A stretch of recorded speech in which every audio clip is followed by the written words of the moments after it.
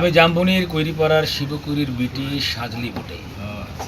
কাগজওয়ালারা বললে অতটুকু বললে হবে কেন, তুমি এবারকার মাধ্যমিকে প্রথম হইছো, তোমাকে বলতে হবে আরও অনেক কিছু। পঞ্চায়েতের অনিবৌদি, প্রধান, উপপ্রধান, এমএলএ, এমপি সব একেবারে হামলিয়ে পড়লো আমার মাটির কুইরা ঘরে।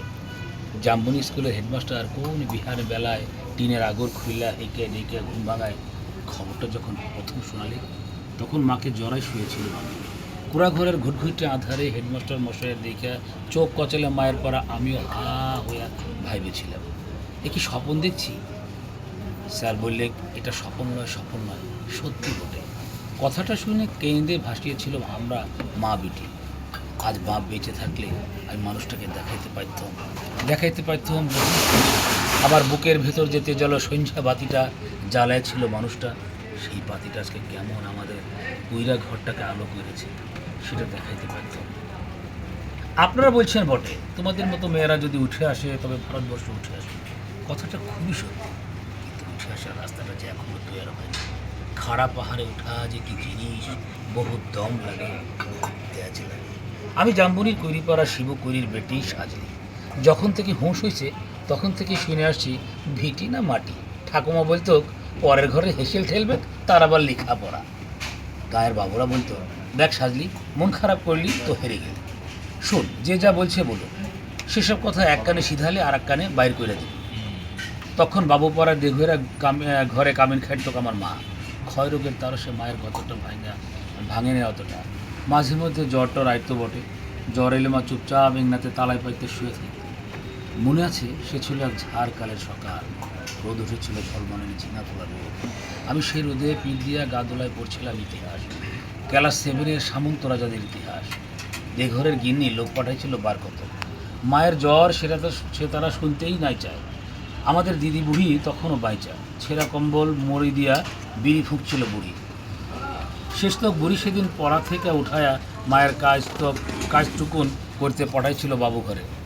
পুরনো ফটক ঘেরা উঠান, অত বড় দরদালান, অত বড় বারান্দা সব ঝাঁটফাট দিয়ে সাফ সুতরো করে আসছিল চইলা। দেঘরে গিন্নি নাই ছাড়লে এক গাদা এটা কাটা ঝুটা বাসন আমার সামনে আইনা ধুয়ে রাখ দিলে। বললাম আমি তোমাদের ঝুটা বাসন ধুইতে লাইব।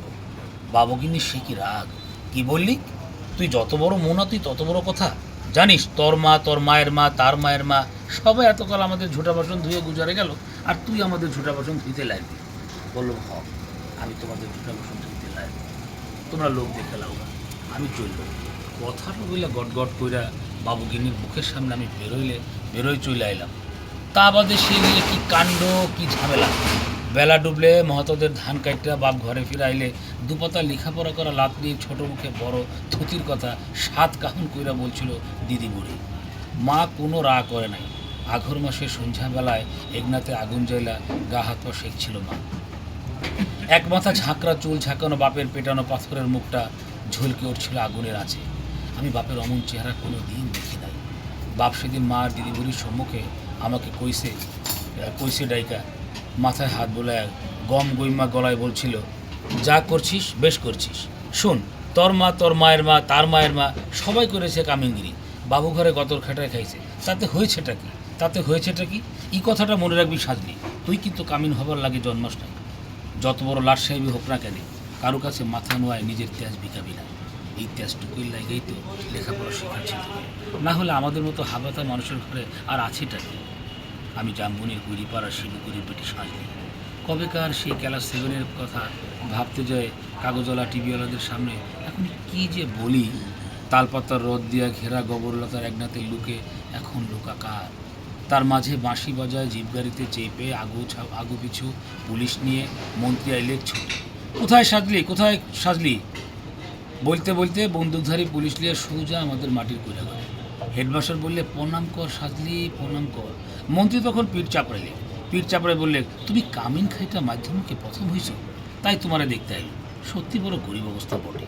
তোমাদের মতো মেয়েরা যাতে উঠে আসে তার লাগে তো আমাদের পার্টি, তার লাগেই তো আমাদের সরকার। এই লাও 10,000 টাকার চেকটা এক্ষুনি লাও।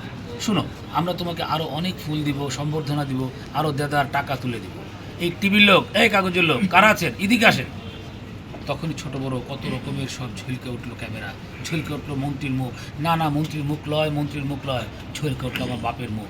গনগন আগুনের পর আগুনের মানুষের মুখ। আমি তক্ষুনি বলে উঠলাম, না না, এই টাকা আমার নাই লাগবে। আপনারা যে আমার জন্য ফুল দিবেন, সম্বর্ধনা দিবেন বলছেন, তাও আমার নাহি লাগবে। মন্ত্রী তখন ঢোক গিললেন। গায়ের সেই দেঘরা গিন্নির বড় বেটা এখন পাটির বড় লেতা। ভিঠেলে সে আইসে বললে, কেন কি হয়েছে রে সাজদি, তুই তো আমাদের বাড়ি কামিন ছিলি, বল তোর কি কি লাগবে, বল তোর কি কি লাগবে, খুলে বল খালি। বললাম, আমার পাড়া শয়ে শয়ে আরও অনেক সাজলি আছে, আর শিবকুরির বিটি আছে গা গ্রামে। তারা যতদিন অন্ধকার পয়রে থাকবে, ততদিন আমার লেখাপড়ার আগে লাগে কায়দে বলবে, তদ্দিনই কোনো বাবুর দয়া আমার নাহি লাগবে। শুনছেন আপনারা, ততদিন কোনো বাবুর আমার দয়া নাহি লাগবে। ওকে, আমি সময় জানা